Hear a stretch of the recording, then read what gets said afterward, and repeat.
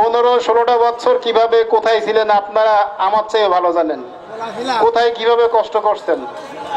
আপনাদের ঠিকমতো বাড়িতে থাকতে পারেন নাই। আমি পুলিশ, হয়তো আর একজন ছিল, আমাকে বাধ্য করছে।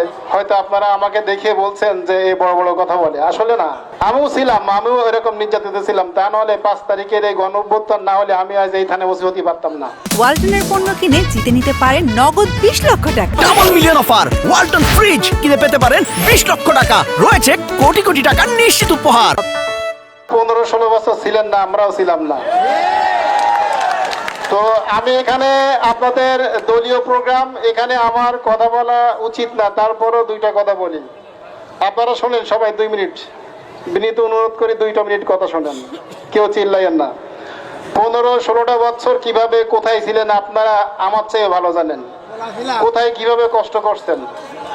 আপনাদের ঠিকমতো বাড়িতে থাকতে পারেন নাই। আমি পুলিশ, হয়তো আর একজন ছিল, আমাকে বাধ্য করছে। হয়তো আপনারা আমাকে দেখে বলছেন যে এই বড় বড় কথা বলে, আসলে না। আমিও ছিলাম, আমিও এরকম নির্যাতিত ছিলাম। তা নাহলে 5 তারিখের এই গণঅভ্যুত্থান না হলে আমি আজ এই থানে বসে হতে পারতাম না। এটা আমি সবসময় বলি এবং স্বীকার করি। আপনাদের কাছে আমি বিনীত অনুরোধ করি যে আপনাদের অনেক কষ্টের পরে, অনেক ত্যাগ তিতিক্ষার পরে আজ আপনারা এই পর্যন্ত আসতে পারছেন।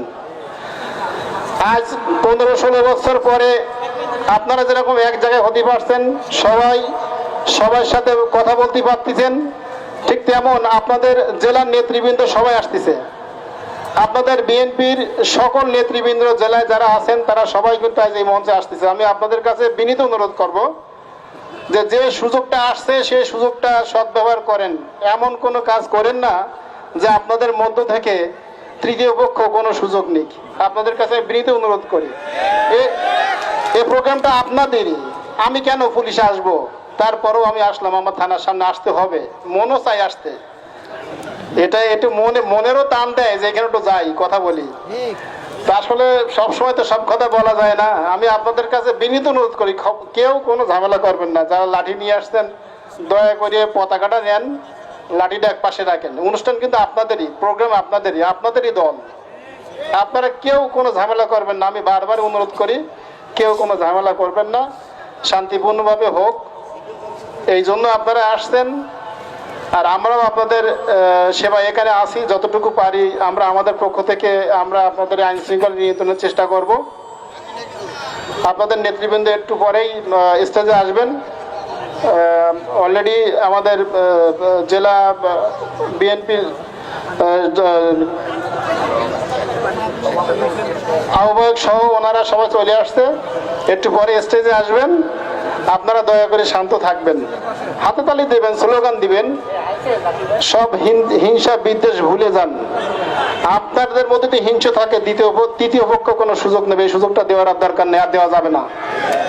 এই সুযোগ আর দেওয়া যাবে না, এই খবর আপনারা এটা দিবেন না দয়া করে। আমি শেষ করি, আপনারা কথা দিচ্ছেন তো, কেউ কোনো ঝামেলা করবেন না, শান্তিপূর্ণভাবে এই অনুষ্ঠান প্রোগ্রাম শেষ করবেন। তো আমাদের নেতৃবৃন্দ এই রাস্তা দিয়ে আসবে, ডান পাশ দিয়ে। দয়া করে আপনারা এই জায়গাটা একটু ফাঁকা করে দিবেন। আর আবারও বলি, আমার শেষ, আপনাদের কাছে অনুরোধ করি আপনারা কেউ ঝামেলা করবেন না, শান্তিপূর্ণভাবে এই অনুষ্ঠানটা শেষ করবেন।